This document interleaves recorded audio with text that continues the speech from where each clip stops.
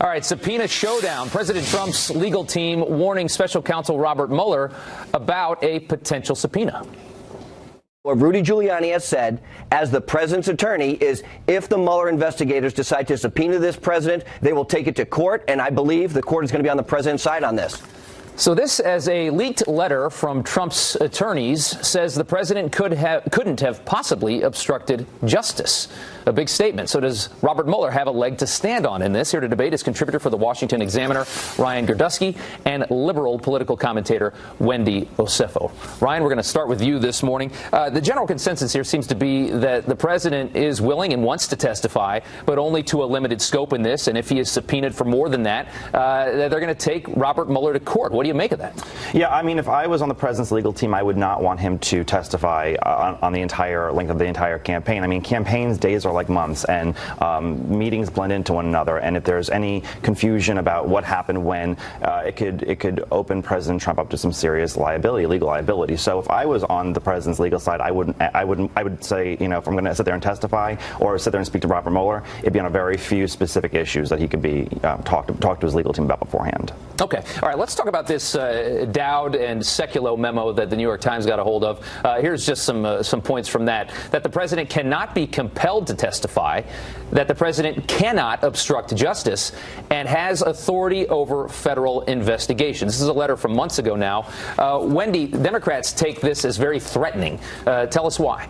I think it is very threatening, and I think that the president and his legal team have to keep in mind here, if the president did nothing wrong, if he didn't do anything illegal, then he has to start acting like it. It seems like this letter is just another tile in the mosaic to thwart what is Mueller's plan and investigation. And right now, it seems as though the president is acting as though he is above the law. And a president, from my vantage point and from other legal scholars, can obstruct justice, because if you're saying that he cannot, you're saying that the president can do anything within the realm of a human being and not be held liable. I think that the American people know that this went out with King George III, that whole mindset of having absolute power, and we deserve better than that. So again, if he has done nothing wrong, which he keeps on saying he has not, then let us see the evidence to suggest that.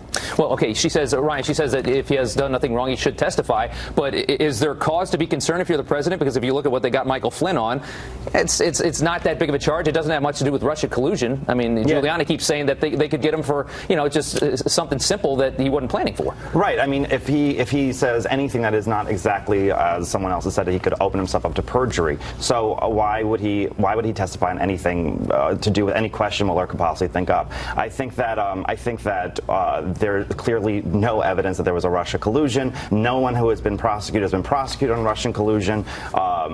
This is, at this point, American people want to move on. This is not going to win Democrats back the House. This is not going to win Democrats the Senate. And this is something that we really need to wrap up so we can focus on the country as a whole. Wendy, do you imagine that the president will sit down with Robert Mueller at this point, or do Democrats seem to think that he's threatening to just take that opportunity away? I think he's threatening to take that opportunity away. I don't foresee the president sitting down with Robert Mueller, and to be quite honest, if I was his legal team, I'd probably tell him not to, only because we know the president, the way he talks, he often goes off topic here. But again, you know, even though we want this to wrap up, I think it should be wrapped up in a way that people on both sides of the aisle have some sense that this was done, it was investigated, and we went to the full extent of the law and saw that the president of the United States did not do anything illegal. That will give all of us a peace of mind, and I think that it's about time that we get some answers. Ryan, we'll give you the last word. Yeah, I mean, the president had every right to sit there and fire anyone he wanted to. He is the commander-in-chief, and at this point, you know, a year and a half into it, they've produced nothing to show collusion. The obstruction justice charge seems very, very, you know, politically motivated to most Americans, and especially Republicans and independents. And going into this election cycle, Americans want to focus on the things that we actually care about. And we're still talking about this, inching closer and closer to the midterms. That's the argument the president has right now. Guys, thanks so much for coming on this morning. We do appreciate it. Thank you.